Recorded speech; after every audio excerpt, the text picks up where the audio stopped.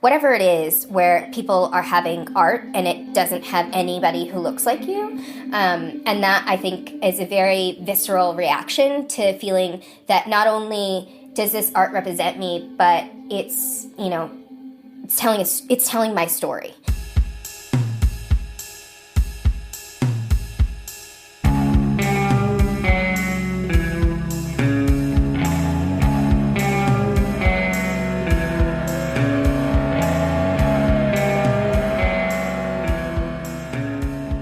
Hello and welcome to episode 14 of Lo-Fi Podcast. I am John Wentz, recording conversations with artists, musicians, and filmmakers, now from my flat in Paris, France. Yes, we are on quarantine here in Paris. Few updates. First, going on here in Paris, in case anybody's wondering, we did go on an official lockdown yesterday starting at 12 noon. We are restricted for what they're saying is a minimum of 15 days. Many are speculating that that's going to go further, but I don't want to get into that and cause some panic. We are allowed to go out. You have to fill out the, I believe it is the attestation du déplacement dérogatoire, which is a little paper permission slip so you can go to the store, I don't know, go to work, whatever it is. So I am holding up in the flat, working digitally and recording podcasts. I hope everyone else is doing well out there, staying safe, and keeping busy with the quarantine. It's a good time to think about supporting artists and musicians, something I've been very concerned with. I see a lot of musicians having to cancel tours. I'm missing a few out here in Paris, bands that I wanted to see. And I know as a professional artist, and many of you listening, we're having a tough time with our art. So if you can support artists, buy prints, buy paintings, and buy albums. It's never been easier with digital downloads. I've seen things like Bandcamp. Bandcamp.com is not going to take a percentage of any sales. So all 100% of sales will go to the artists. So if you can afford it, this is a good time to support the arts, all of the arts, because I think we can all agree the greatest issue coming out of this is going to be probably the economic, once all said and done. I know for myself, all the shows that I had planned up through summer have been canceled. That makes me wonder how long I can continue to do the podcast, among other things. And I know I'm not the only one in this situation. So I hope everybody makes it through this. I know we're going to. And support each other. Reach out, email, message, call. With that, my guest this week is my good friend Nidhi Chanani. Nidhi Chanani is a freelance illustrator, cartoonist, and writer born in Calcutta and raised in suburban Southern California. After completing her undergrad literature degree at the University of California at Santa Cruz, Nidhi pursued a career in nonprofits. The desire to draw kept pulling her away, and in 2008 she enrolled in art school, only to drop out a year later. In 2009 she began completing one illustration every day of the week. She called this Everyday Love and developed her narrative style and voice with 3 years of daily practice. Thus began her art career and business. Her debut graphic novel, Pashmina, was released by First Second Books in fall 2017. It received starred reviews in the School Library Journal, Publishers Weekly, and was reviewed in the New York Times. In March of 2019, the film adaptation of Pashmina with Netflix was announced. Gurinder Chadha is set to direct. In this episode, we talk about Nidhi's journey as an illustrator and serendipitous beginnings as a graphic novelist, comics as a platform for marginalized voices, her upcoming film adaptation of her graphic novel Pashmina on Netflix, and much more. So without further delay, Nidhi Chanani. Nice. How are you, Nidhi? It's been way too long. It has been. I don't even remember the last time we talked. I don't know. It's probably been, well, I know I was in school around 2009. It can't have been over 10 years. Can it? Actually, I think it has. I was going to say it's been somewhere between 8 and 10 years. Okay. That's a long time. I know, it goes by quick, huh? And you look exactly the same. You look wonderful. And you sound the same. I mean, everything's amazing. And now you have this amazing life. I mean, when we were hanging out 10 years ago, you were my teacher, and you were telling me how not to make everything brown. That's right. And you know what's funny is I remember, so something that I'm really excited to talk to you about is, and I hope this doesn't come off in any way a negative thing, but I remember that specifically. And I also remember, for some reason, a conversation we had, maybe was it anatomy class? Did we have anatomy? Yes. And I don't know if you were dissatisfied with the program. You were unhappy about something about the school, I think. Am I remembering incorrectly? No. I think I was, being an older student. So I went to art school when I was, how old was I? I don't know, 26, 27. And so I think part of it was just that I knew what I wanted to do, or at least I thought I knew what I wanted to do then. And I felt like, maybe the school wasn't getting me there, and everything was focusing so much on kind of a more traditional idea of what art could look like. And I was definitely, I was in the illustration or second BA illustration program, but I still felt like I was being taught how to draw in this way that I didn't want to draw. I don't know. So I think that's probably what it was. Although I do have to say that, in retrospect, it might have been that I was just not ready.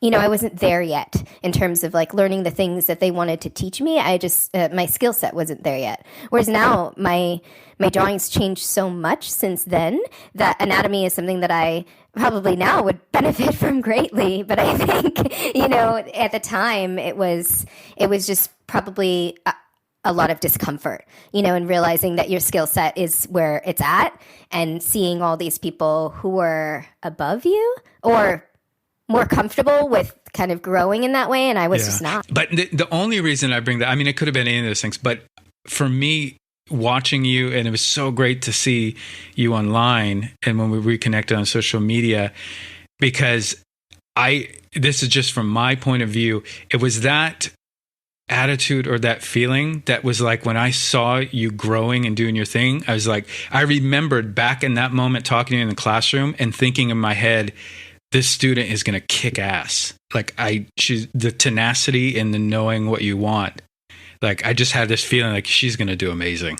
And because I've seen other students that were like that back then, and then friends that I have, it's that, I don't know, like you were describing, it's just, it could be a multitude of things, but it just felt like you had a certain vision, or I don't know what it is, but it was nice to see you grow into what you've done, I think. That's what I'm trying to say. Thank you.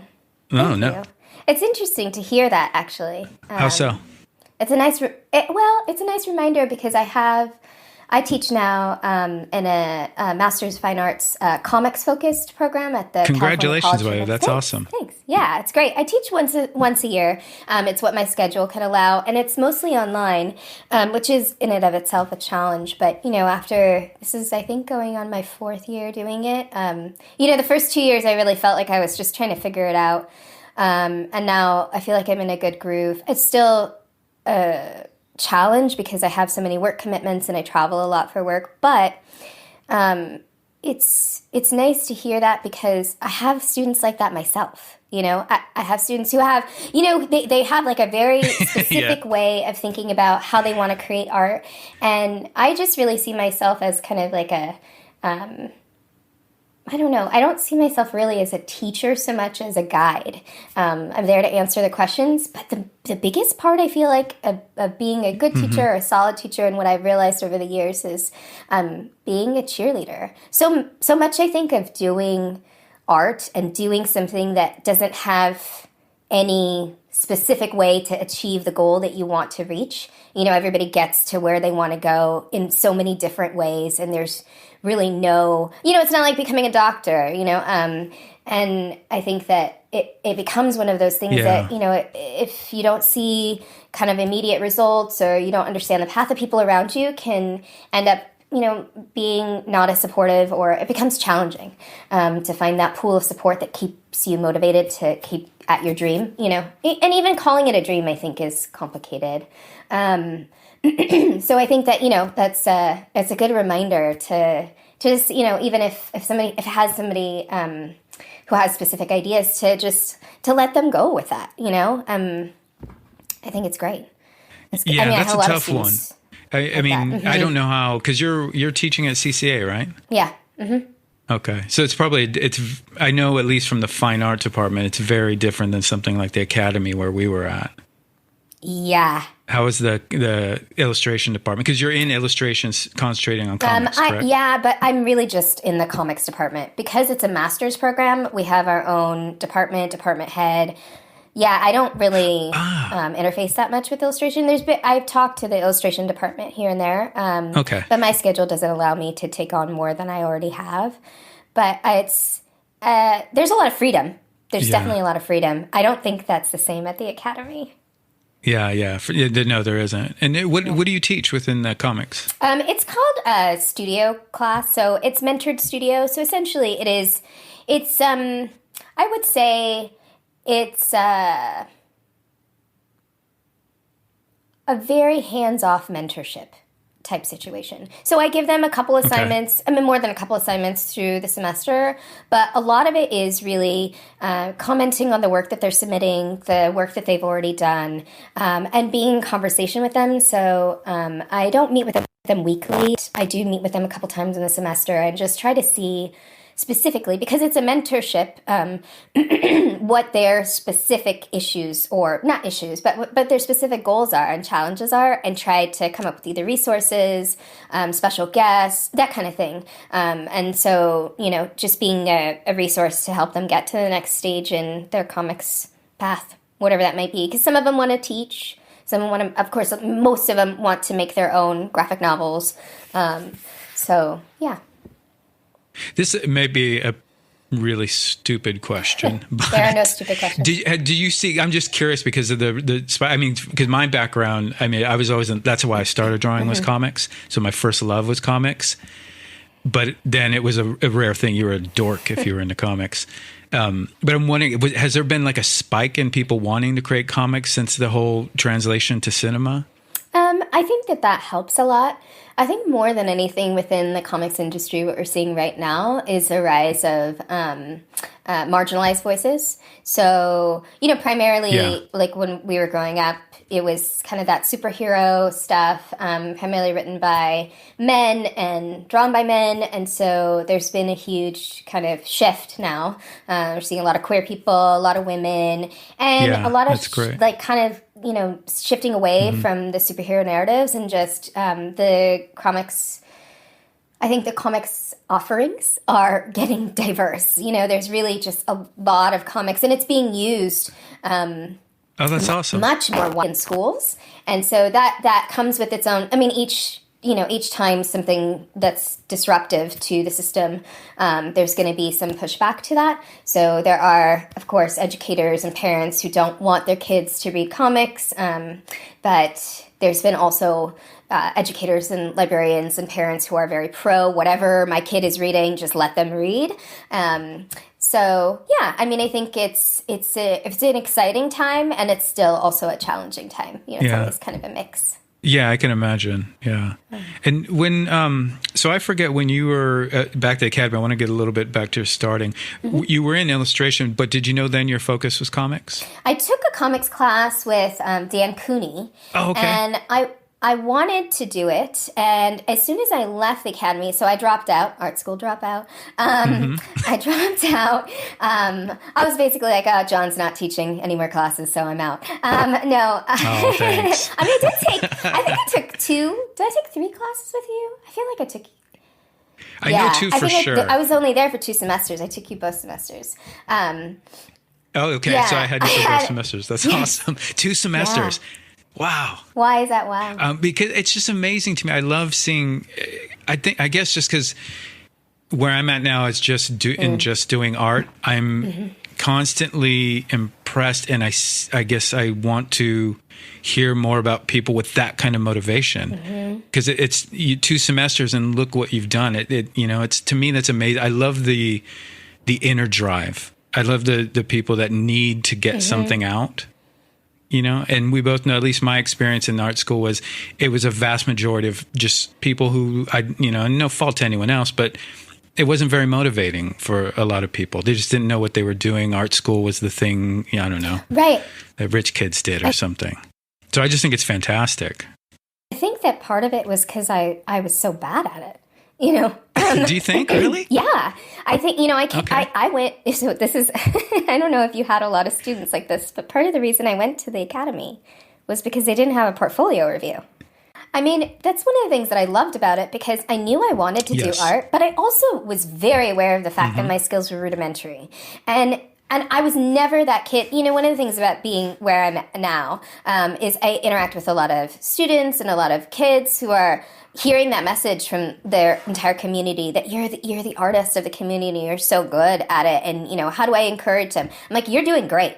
I was not that, and I was into it, but I never had any encouragement whatsoever. And I went to art school and I still didn't have that, because when I got to the academy, even though, without that portfolio review, there was a lot of you have I think a much wider mix of entry level skills than you would, let's say, if you went to CalArts, right? So I think that that was good, but even still, being 27 in art school and not being very good, I realized even more. I think being in art school made me recognize, one, how many avenues there were available to be a professional artist and to do this as a job, which was amazing and explosive for me. It was really, I went in being which is what I do now anyways, but I want to make books. But then when I got there, I realized that as a freelance artist, you could do so many things. And that was really great for me, at least in the beginning when I was, kind of learning my skills and doing some freelance stuff. But I think the other part of it is that even though there was no portfolio review, there are all these kids in the academy that were amazing. And so I knew if I was going to get anywhere, I had to work 100 times harder, because I was nowhere close to amazing. I really knew that I had to put in so much time because I sucked. Yeah, no, I actually, I can't remember. I was just talking to somebody about this, because that was similar to my situation. Because when I went in, I was terrible. I was so bad, and I was always nearly the worst person in every class. But it made me work 100 times harder, and I'm so thankful for that, because most of the people, there were a few that it seemed to come to them very easy, but they didn't do anything with it.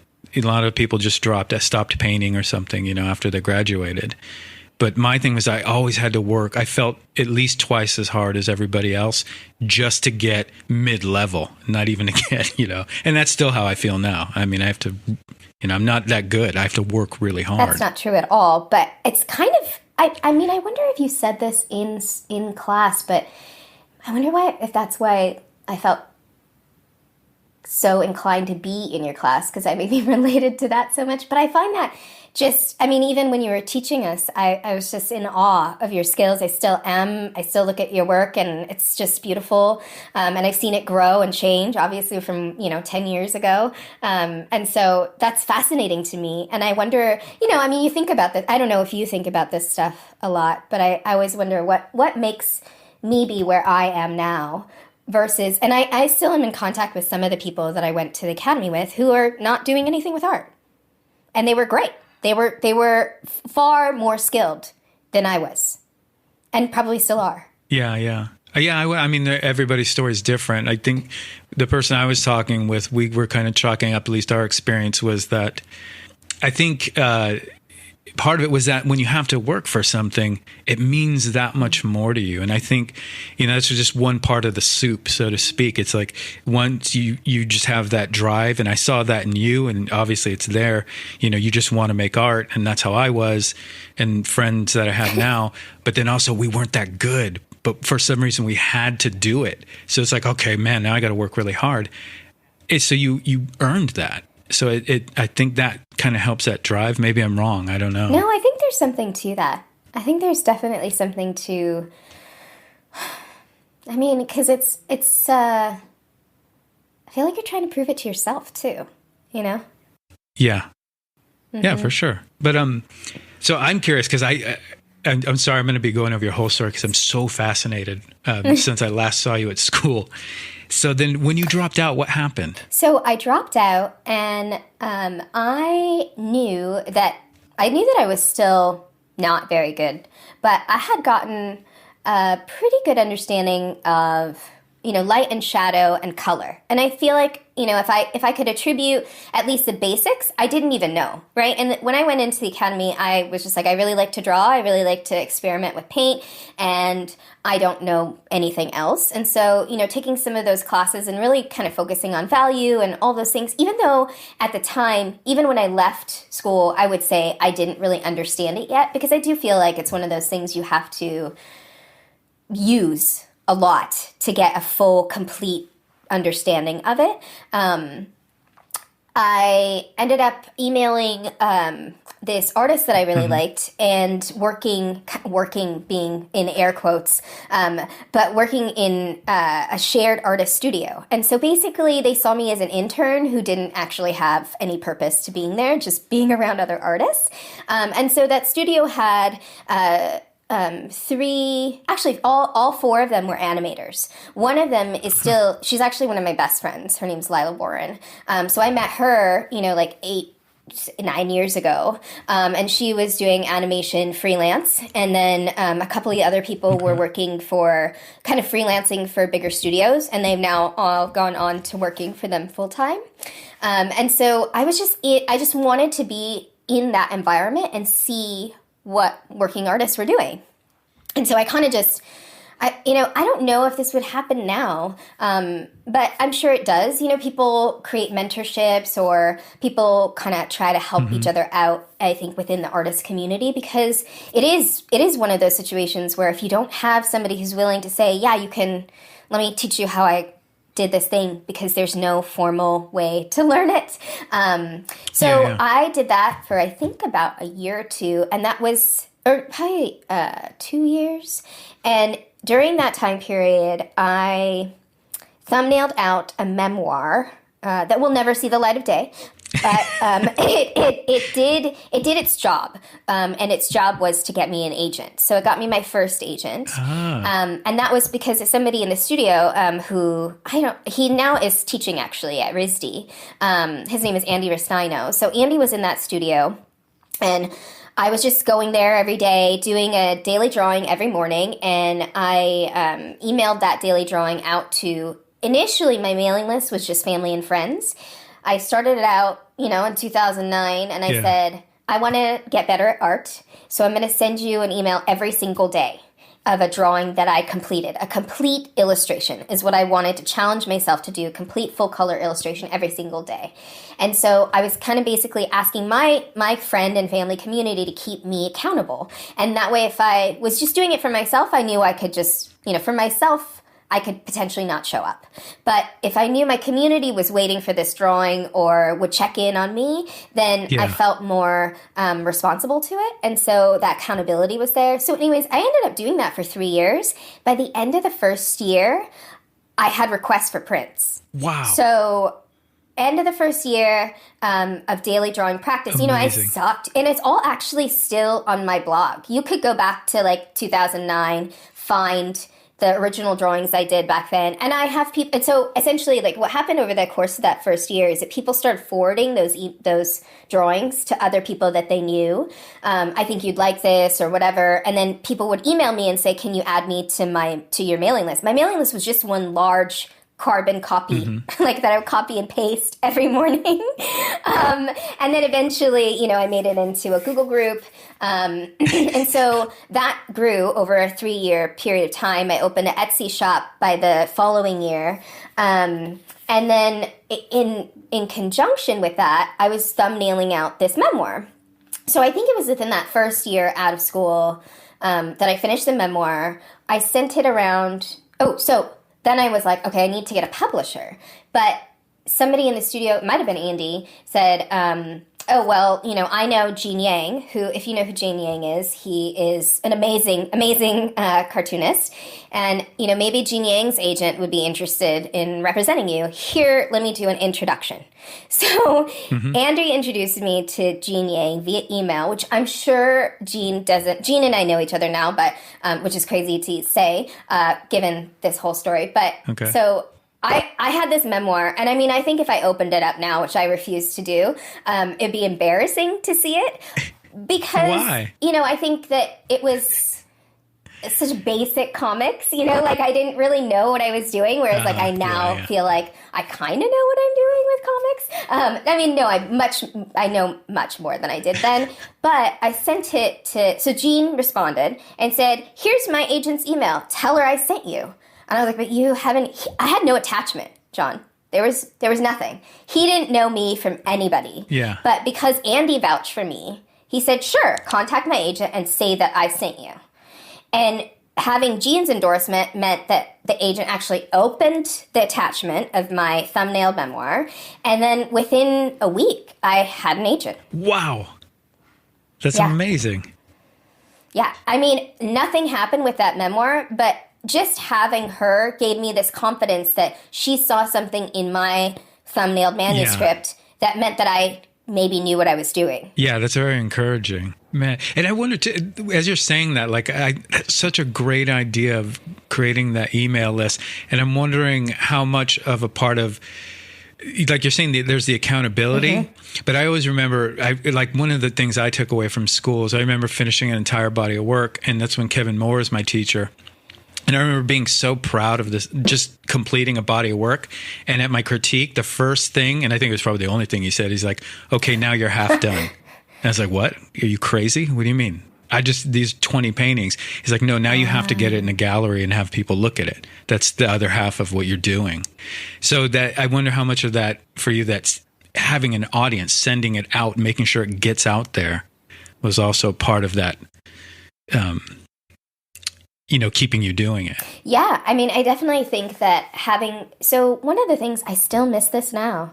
If you do a daily practice like that for 3 years, you end up having kind of like this back and forth relationship with the people who've been receiving your emails. So I stopped that. And I think going on probably around the 6th year, I would still pick it up here and there. I would sometimes do watercolors, or I would do something else because I missed it. I missed sending something out every single day and getting that immediate reaction. This was pre-Instagram and all that stuff. So, and people would email me. People would say, "Oh, I love this one," or, I sent this to all these people, and these are people I didn't know. And I still, to this day, in fact, somebody just invited me to some conference, and in the message, she was like, I've been part of your mailing list since the early, time. So I would especially love to see, cool. Yeah. So, I mean, it ended up having a pretty decent reach. And people knew people knew me because they were getting an email from me every single day that had no agenda. I really, my initial reason, I mean, eventually some of the stuff became prints. But initially I was just like, I want to draw. And I want to complete a full illustration every day. And the message that I shared behind it, which is something I still stand by, is I just want to make art that makes people happy. And so... Okay, I was going to ask what these illustrations were. Like, what was the content of them? So I started calling... I used to have this whole kind of, I guess, explanation. And I even said this before I went to the Academy of Art, which was, when I look at art, it makes me feel, and it makes me feel connected. It makes me think things. It takes me away from stress and, just all the emotions that art brings up in us. And I just wanted to be able to create things that did the same. And so I also feel like, and I think that, I said this back then, and I feel this now much more, is that we are surrounded constantly by messages of stress and negativity. Yes, yeah. And I wanted to remind people that every day, probably multiple times a day, right in front of your eyes, you're probably missing it because you're looking at your phone, there are moments of beauty. There are moments of connection. There are amazing things, and we just miss it. We spend so much of our energy focused on the negativity. And so I started calling my work and the daily emails Everyday Love. Okay, I was going to ask if that was what it was. Yeah, I remember that. So my kind of, I guess, theme or motto or whatever is that, every day has moments of love. And so I wanted to capture those and kind of use the art as a reminder to pay attention. And when did so those were just the single illustrations. And now, see, we're already at 30 minutes. I'm like, oh my God, there's so much to talk about. And when did you start developing then or getting interested in story format? I would say that it was around the 2-year mark that I'd been doing the daily drawings for 2 years. I'd done craft shows and comic book conventions and, showing my illustration work, getting some freelance work here and there. But I was really never good at securing freelance. I was really only good at being my own boss and selling my work. And so I sold a lot of prints and a lot of cards, and a lot of that had to do with being out there and getting into shops. And that's all changed, or that's changed a lot now. But my objective also in, creating connections and sharing that everyday love was also making sure that I was creating illustrations that told a story. And what I like to say is that in the 2 years' time, I got kind of, I wouldn't say frustrated, but I'm trying to think of a different word, but I got itchy. I guess I was itchy to tell a longer story. And was that's it feeling limited? Mm-hmm. Exactly. Okay. I wonder, do you ever feel like that when you're painting? Do you feel limited by size or space, or I don't know? Is it the same? Yeah, I do. Well, and I'm specifically really interested in this because that's been kind of my, you have your themes at certain points in your life. And this thing of storytelling is constantly coming up in my life. And I'm trying to find a better way in just single paintings to do that. And I've been going back to a lot of books that I love or comics. I've been going back to all my old comics that I really love. So I'm interested for somebody like you who is a legitimate storyteller, that transition and why. Yeah, so I think it's just that longer narrative. The illustrations that I had this experience multiple times. I would go out and I would do a craft show or a comic book convention, and somebody would come up to my booth and they would start flipping through the artwork. So I had prints and kind of it would be flipping through records, right? And they would flip through, and it actually, this is terrible, but it ended up becoming kind of this joke between my husband and I, because almost every single time people would be flipping through and start crying. Really? And and he was like, I thought your art was supposed to make people happy. And so, it's that emotional reaction. And so, I mean, that's cool. It was really wonderful. Also, it made me feel like crap in the moment because I don't really want to make you guys cry. But part of it was people seeing themselves represented for the first time. Yeah. That happened a lot. I draw a lot of brown girls. I draw a lot of mixed race couples. I draw a lot of brown families. And so people would, you could walk through a whole comic book convention or craft fair or stationery store, whatever it is, where people are having art and it doesn't have anybody who looks like you. Yeah. And that, I think, is a very visceral reaction to feeling that not only does this art represent me, but it's telling my story. So I think that was something that also made me think, I really want to be able to tell this story in a longer number, in a larger way. And so I had started to, and I had that memoir and I reworked it to the point where I didn't want to do it anymore. I also had met cartoonists in my path of doing comic book conventions and talked to people who had done memoirs and realized that when you put your life out there, that's all you talk about. And so I had a very traumatic and abusive upbringing.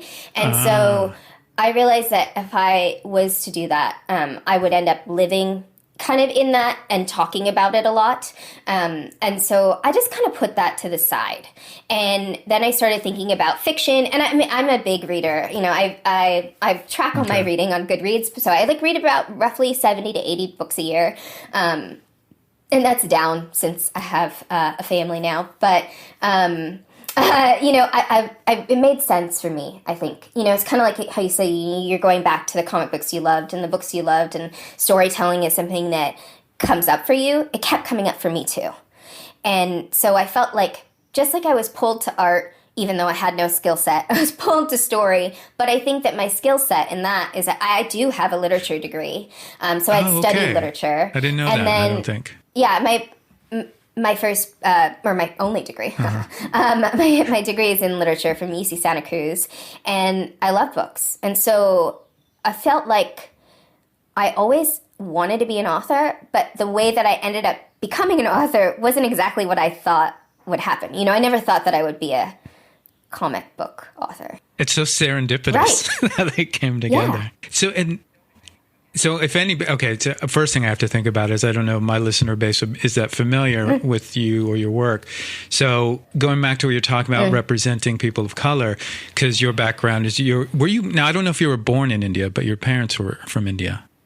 So my parents were born in India. I was born in India, but I came here when I was 4 months old. Okay. So people self-decide whether or not, people always tell me what I am, whether I'm first generation or not, whatever.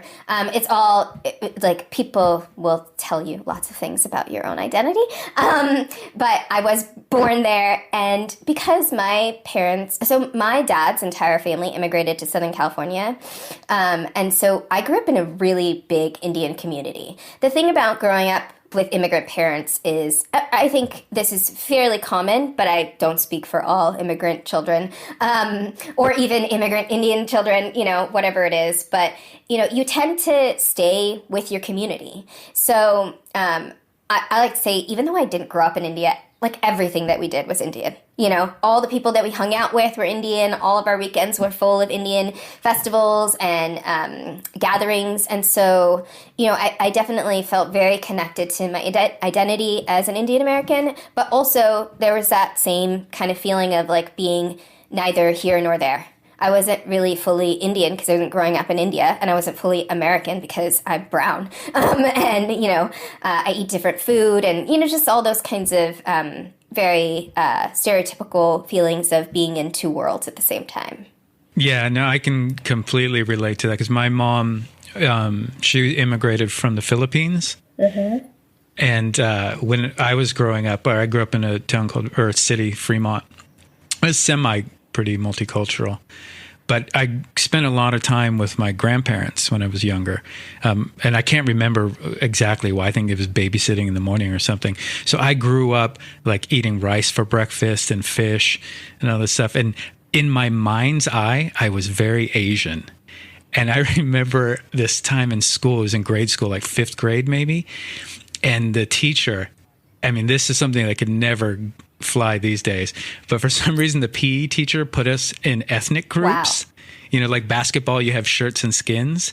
She put us everybody and tell them, like, go in your group, and so you had the Hispanics were in one, the whites were other. I went with the Asian kids, and I remember her, like, looking at me. She's like, "Are you sure you're in the right place?" I was like, "Yeah, I'm Filipino," and she moved me over to the Hispanic kids. Oh my God. So I had that same feeling, like, in my mind's eye, I've always felt Asian. I used chopsticks before forks, but I didn't belong, in the Asian culture. Mm-hmm. So it's a very weird thing growing up. Yeah, I think that for anybody who finds themselves, I'm raising a mixed child myself. It's like that, you try to understand your world the way that people are trying to make you fit into it in a way that makes sense. It's that categorization that you are fitting into this category. But the truth of the matter is that categorization is really just a way for your brain to organize things, but doesn't really work with humans. It just doesn't. We're just too complicated, right? We're so complicated. Yeah, no, I 100% agree. Yeah. So because I'm also, I have your Instagram open. I was checking it out earlier. What was the first? So you had Everyday Love, and then when you start exploring this, your background, your upbringing, what was the first comic that went into story format where you were kind of pulling from your life? So I did a few kind of really short, funny auto-bio stuff. But honestly, and this is kind of so one of the things that I do as a teacher is tell people to focus on short stories, and at the same time to be fully, kind of transparent and honest. My biggest my first real comics work was Pashmina, which is my book. Like the book Pashmina? That I sold. Yeah, Pashmina is the book that I sold to First Second, came out in 2017, was optioned by Netflix last year. And so... Congratulations. Thank you. The advice that I give is not the advice that I lived, but... I had a very I would say that the situation that I had with Pashmina was pretty unique in that, and I was told this by my agent, which is that my publisher for Second took on kind of like projects that needed more support, very infrequently, but maybe like 1 or 2 projects a year. And so when my editor decided to sign on, he knew that I would need a lot of support in figuring out, paneling and pacing and all this stuff. So he was basically my mentor during that whole process. And I still now, I'm not sure why, but I know that so I had kind of like, before they acquired Pashmina, I had done 8 drafts of my manuscript. And he kept pushing me and, kind of giving me feedback. And I think in that process of seeing how I was willing to change, take feedback, apply it, at least this is my assumption. We have a great relationship now, but I've never asked him, like, what did you see back then? But I assume that in that back and forth, he saw that I could take in the feedback and apply it in a way that he had faith that I could, do a book, even though I had never done anything even close to that before. So then it took me about 4 years to make Pashmina. I mean, I was doing other stuff as well, but Pashmina is 167 pages, and I probably drew every single page in there 4 to 5 times. Wow. Because I was messing up so much. Yeah.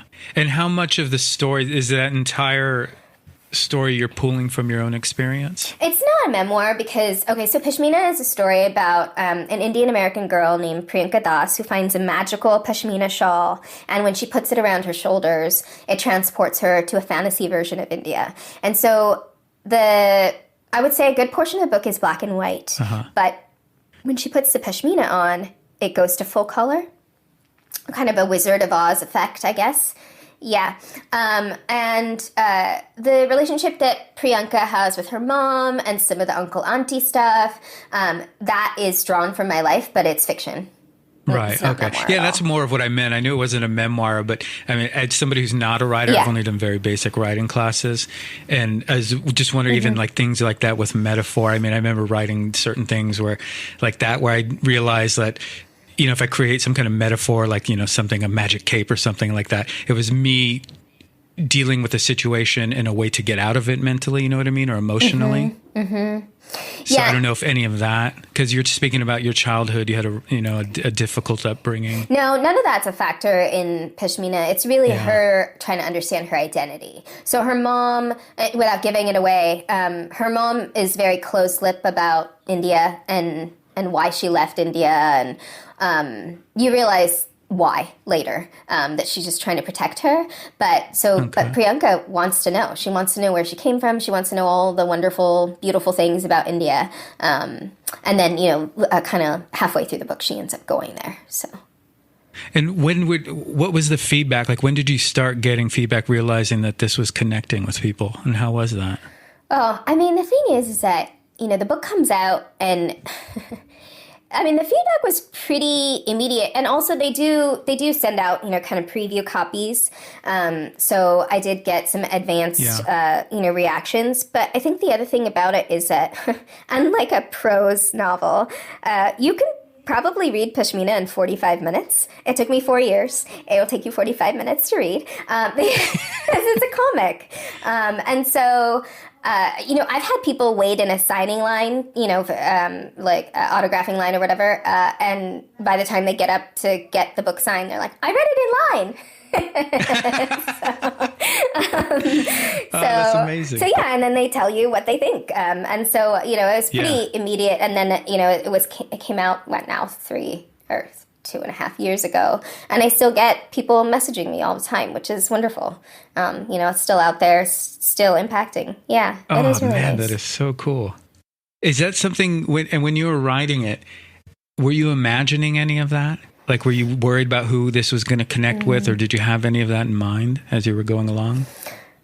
I think the thing that I worried the most about, and the thing that I thought the most about, is creating characters from my own limited knowledge of what it is to be Indian American, and how then people would take that limited knowledge that I have, that I've put into my character, and apply it with a large brush to everybody that they know.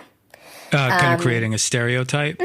Yeah, and you know, many authors have talked about this. It's like, you know, one character is not a monolith, and you know, you really have to read multiple stories from any group to really understand them and talk to people. And so I think that was mostly what I was going through my mind. It wasn't really, oh, people are going to love this, and they're, you know, this is so great, and I can't wait to hear what people think about this.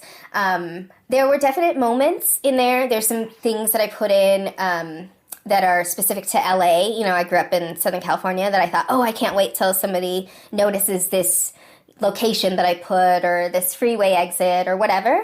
But those were pretty few and far between. Most of it was just really stressful. Oh, man, that's too bad. But on the flip side, the new book that I'm working on, all I can think about is, oh my God, people are going to love this and people are going to love that. So yeah, I built up to that. What's the new book? The new book is called Jukebox. It's out in the beginning of next year, spring 21.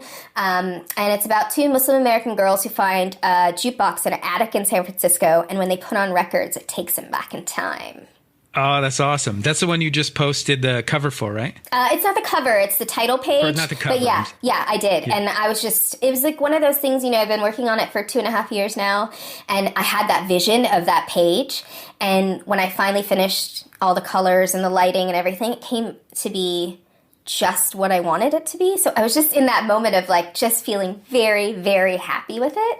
And I have to share it, you know. I don't know if you feel like that when you finish a painting. Yeah. No, it is. Yeah. Especially now, it's tough. It's something I've been wrestling with because I've realized how much social media it gives you. It's like a little poke on the back as soon as I finish something. You know, you're like, oh, I'm excited. I want to share this.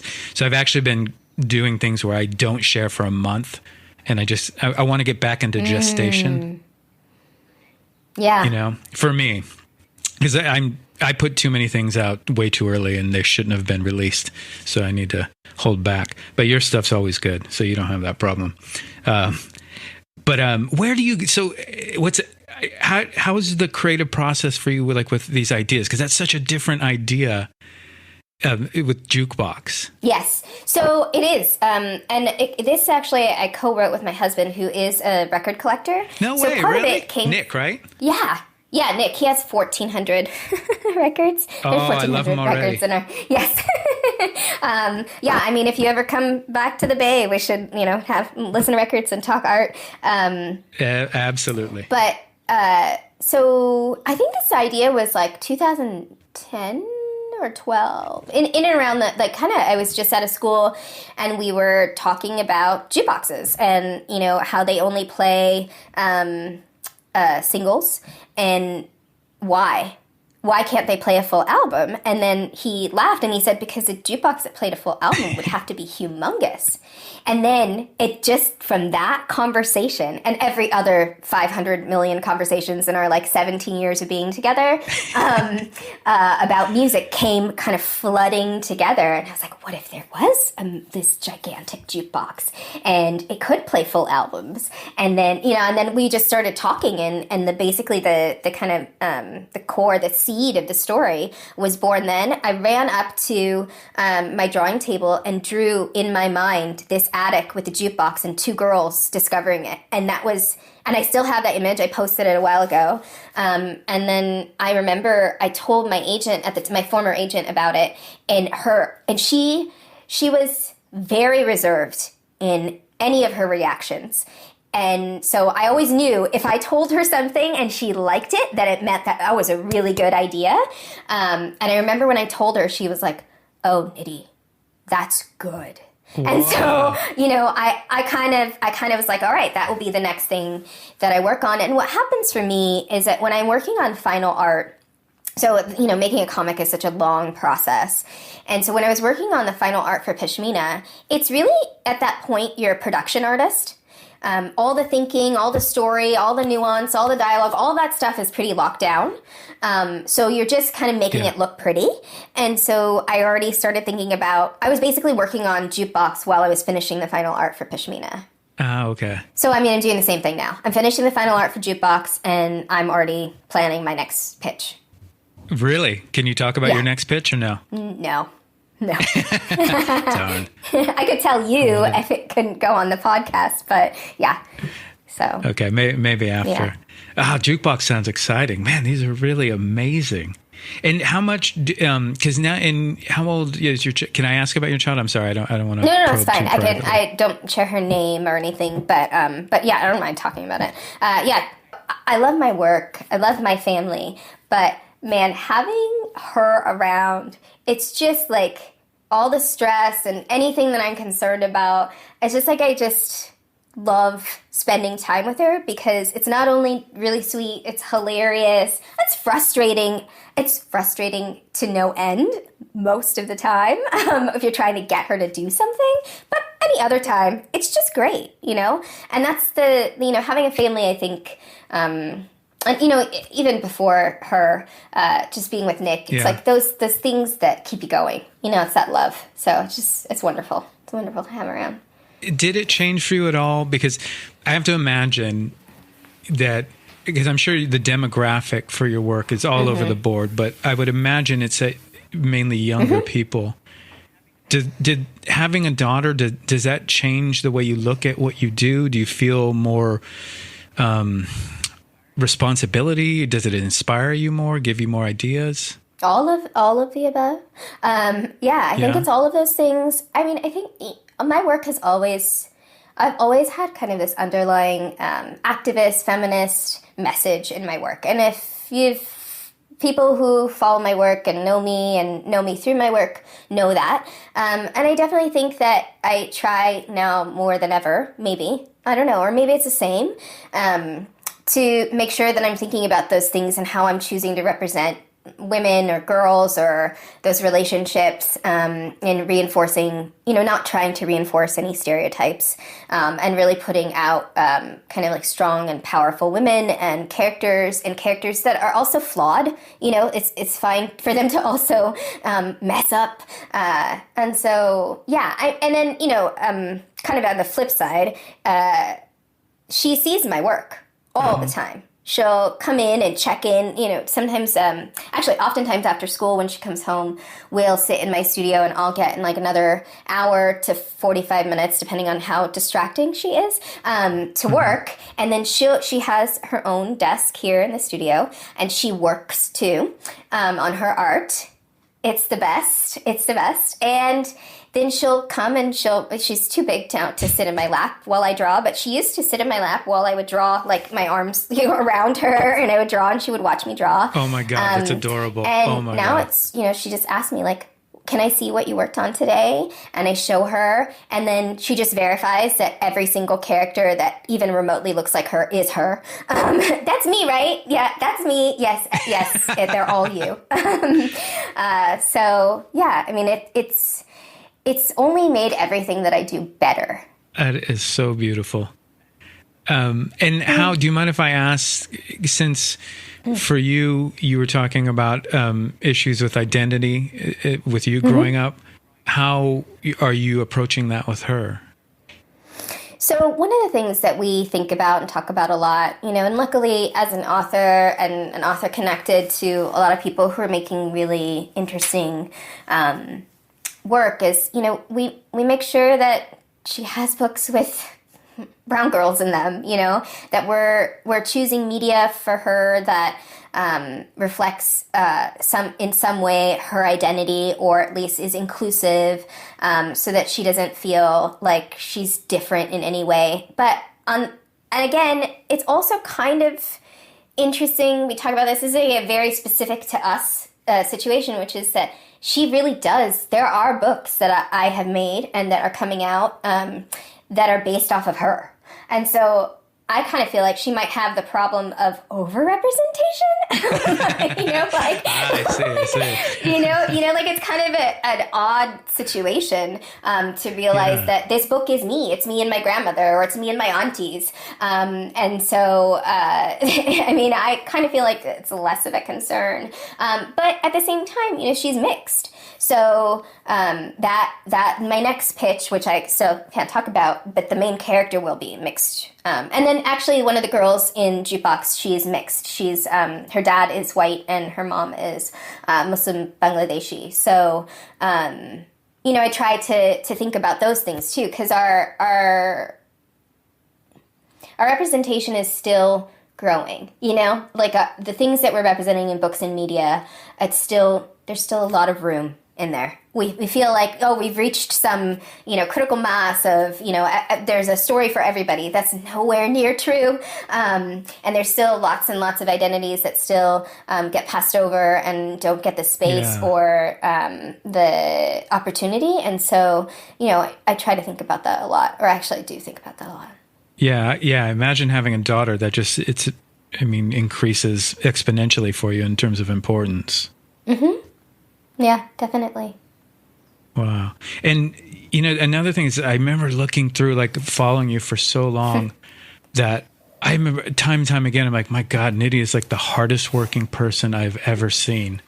You're like at every comic convention, you're doing tours through schools. Are you still doing a lot of those things? Yeah, I travel, I would say for a while, it was traveling like twice a month. And at the height, before Pashmina came out, I had made myself do two to three, at minimum, craft fairs or conventions a month.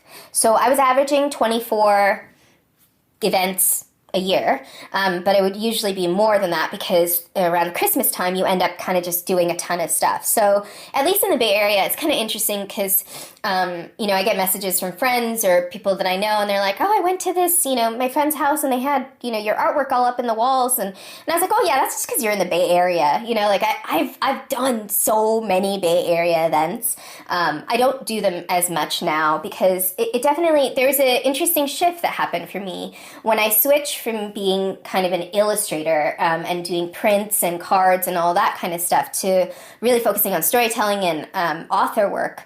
My events shifted too. So what I was doing before, John, was packing up my merch, in my tiny, Yep. at the time, before we got the SUV, like a tiny sedan, and, packing up all these buckets of prints and displays and driving around, upwards to Seattle, and driving down to LA and doing all these shows. It was a lot of, putting in kind of like that grassroots ground level work, and schlepping your stuff to sell it.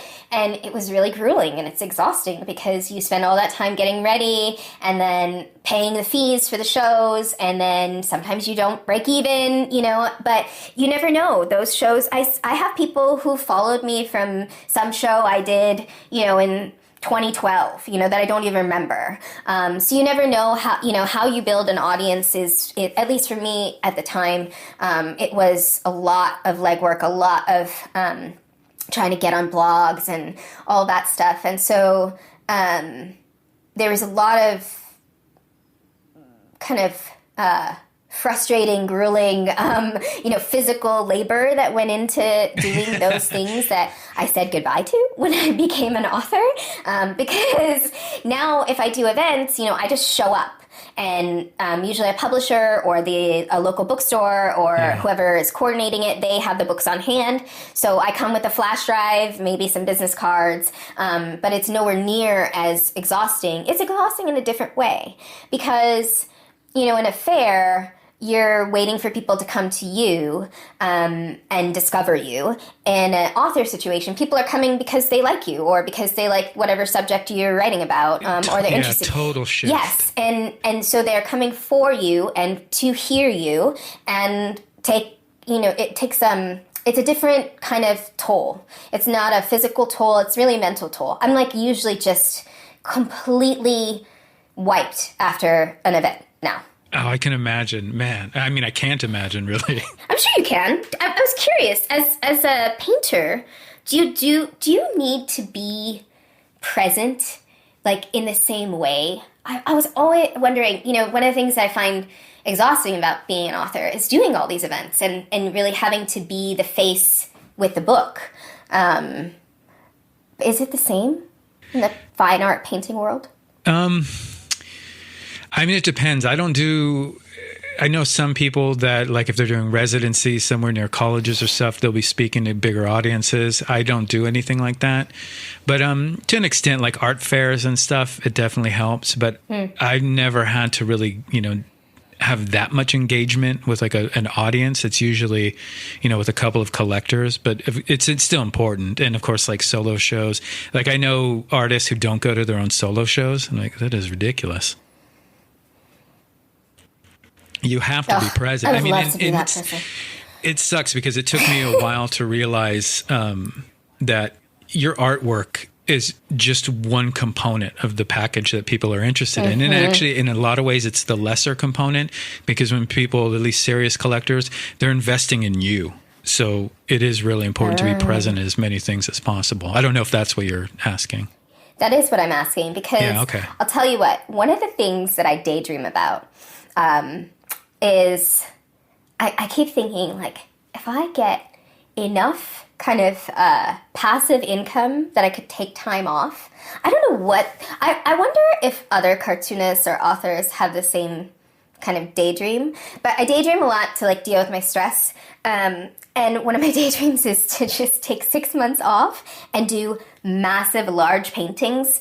And for that 6 month time, not show anybody, kind of like that, like you were talking about gestation, but also liberating myself from needing other people's validation and really painting.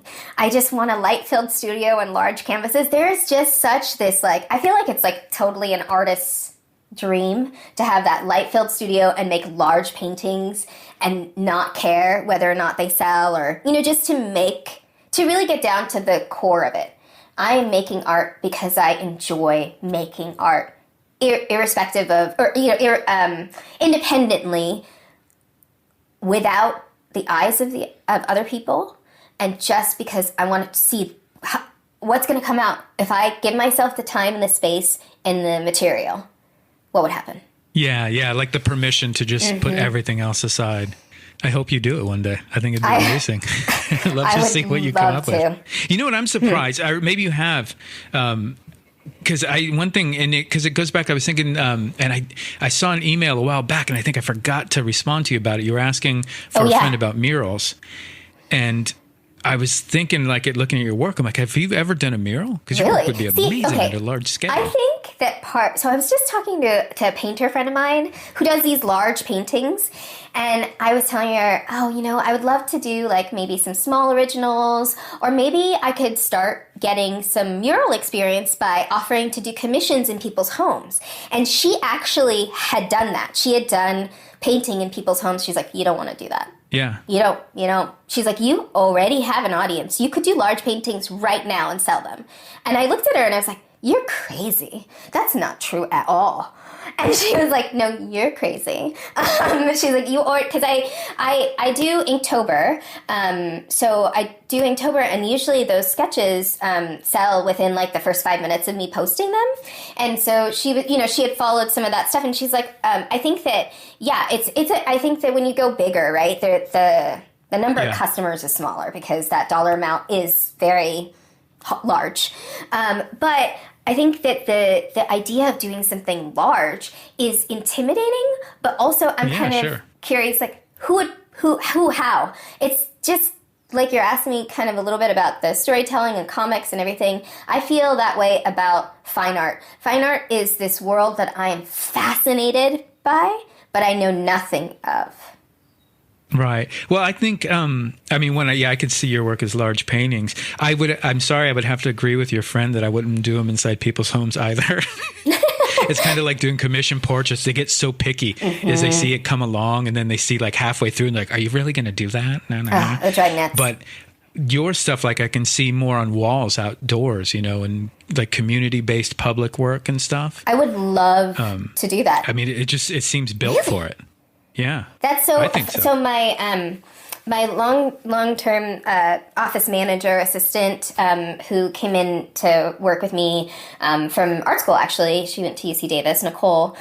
So she was the reason that I emailed you about murals, and it was interesting because she was talking about being interested in kind of baby steps into at least learning about them and doing them. And as she was talking about it, as we were both talking about it, we both just kind of like revealed to each other that we've always wanted to do large paintings. And so I was telling her, okay, well, I can connect you to anybody that I know who might do it. But also, if you get one of these gigs, like, can I help you if I have time?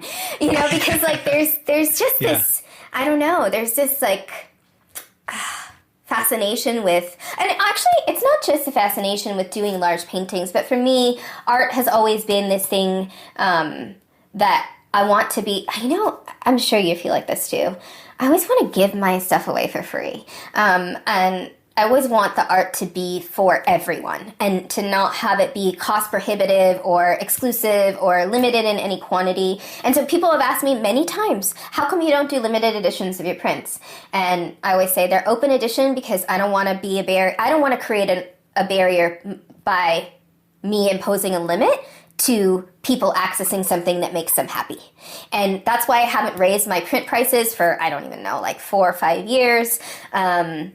I want it to be accessible. And access has always been something that I think about a lot. And art access is, I think, probably something you probably think about and talk about. You know, that art should be for everyone. Yeah, I agree. And I feel like it's even more important now, at least from my experience in the U.S. and how it is now when you're taking art out of schools. You know, some buildings, like they're just nothing looks good. It's so much more important to have art accessible to people for homes and outdoors. I mean, that's what murals are a great thing.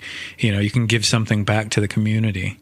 Yeah, I would love to. I mean, I've seen some like, you know, requests for proposals or whatever around. But again, I have so many books under contract or, you know, preparing pitches or whatever, that I'm so busy between travel and making books that I'm not sure when that would happen. That's that's why it's a daydream, that, you know, I'll get enough income that at some point I could say no to everything else and just paint.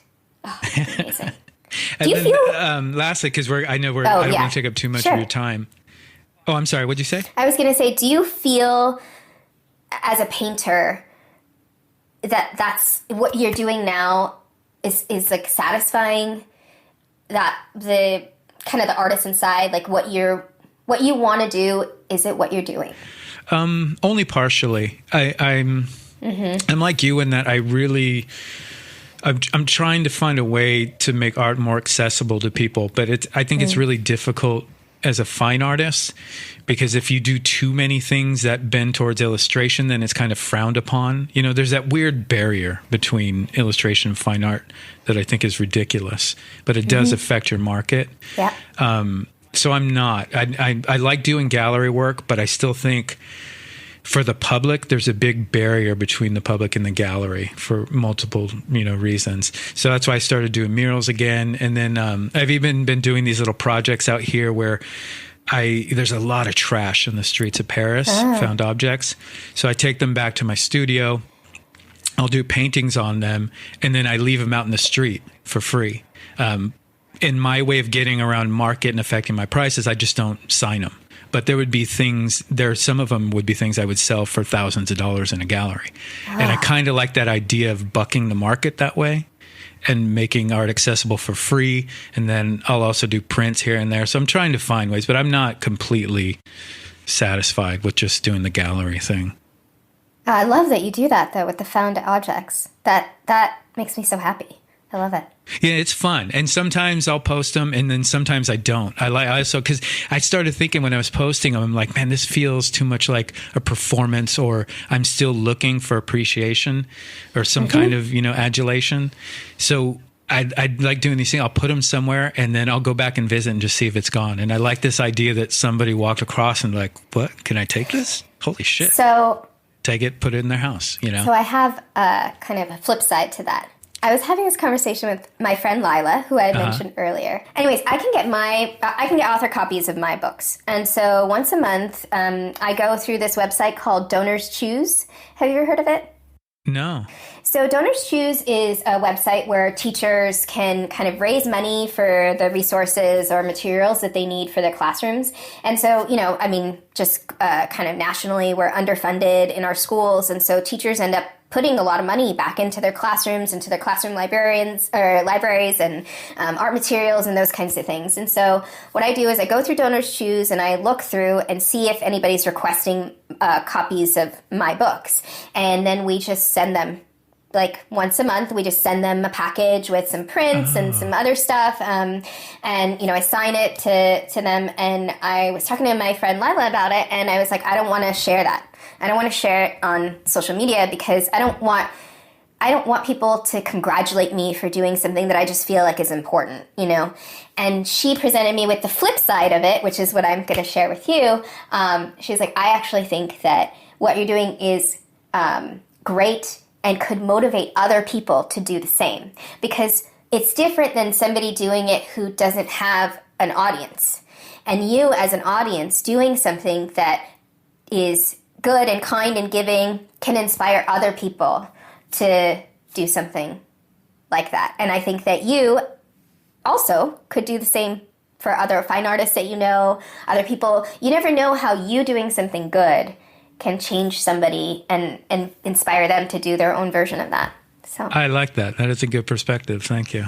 And so again, I want to keep you too long. I know you're really busy, but I do want to ask, because I feel like the pinnacles, when I saw it completely blew my mind one day. We already touched on this, but I want to know the nitty gritty.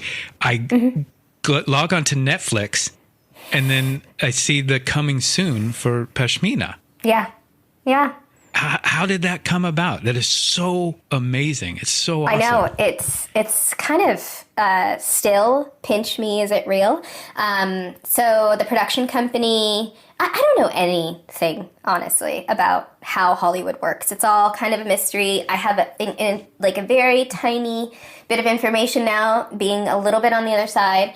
But basically the production company, somebody in the production company read Pashmina, and they liked it. They approached myself and my agent and said, can we shop this around? And that essentially means that they put together a presentation and they take it to a variety of studios and say, we want to make this into a film. And the way that they presented it to us is, so the production company, it has mostly Indian people or Indian Americans in there. And they said, we don't want to, change the story much. And we want to make it not a TV show, not a limited series, but we want it to be a full feature animation. Because the Indian American community, cool. So they were like, we're not going to budge on this. We're not going to accept something else because the Indian American community doesn't have a feature-length animated film. We want to be the first. And so that's how they went out with it. And from what I heard from them, they went to Netflix with exactly that statement. And Netflix said, yeah, that's phenomenal. I know. It's crazy. And then, they put together the news, how surreal was that? I was kind of maybe screaming in my house. I was just, you get the call and you hear that Netflix wants to make an offer. But backing up, initially when the production company contacted me, they said we're going to put together, a director, and I can't say who the involved is because it hasn't been announced yet, but they sent the names to me and I felt like I was going to faint. I was like, excuse me? These people are involved? I couldn't handle it, I still kind of am like, oh my God, I can't believe these people are working with something that I created. And then what's happened since is that they haven't crewed up fully yet, but they have hired a visual development person and then somebody else, I think character designer or character, I don't know. But I think the most surreal part of the whole thing was seeing a job listing on Netflix that was visual development Pashmina. And I'm sitting there and I remember telling Nicole, this book that I made is making a job. Somebody has a job because I made a book. It broke my brain for the whole day. Yeah. Because it's just that's wild to me. It's wonderful, but it's not something that I ever, and by the way, I finished final art for Pashmina with a newborn. So my daughter was I was stopping in the middle of making final art to pump and feed her. And I was in a fugue state because we were getting no sleep. And I remember at that moment, because she was working with me then, she's like, could you imagine going back to that newborn life Nidhi and saying, you'll make it through and this will become a movie? I'm like, I don't think she would have cared. She would have been like, can you get me more sleep? I'll take more sleep. But yeah, it's all quite wild. That's so amazing. Well, congratulations on that. I mean, you kick ass. You're a powerhouse. I mean, it's been amazing to see everything that you've done since we've talked last in that small academy classroom. And Yes. It's also been inspirational for me. I mean, seeing what you do has motivated me, in doing things. So thank you for that. Well, I mean, thank you for what you taught me and everything that you still do. I love seeing all of your work, and I mean, it's mutual. Oh, thanks, Nidhi. Thanks for taking the time to do this. We'll just wrap it up now, but Yeah, of I course. really Thank appreciate you. your time.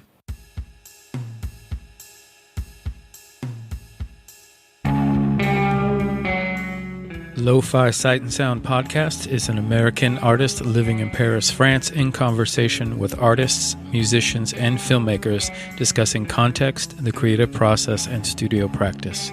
You can find us on all streaming platforms, including Apple Podcasts, Spotify, and Stitcher.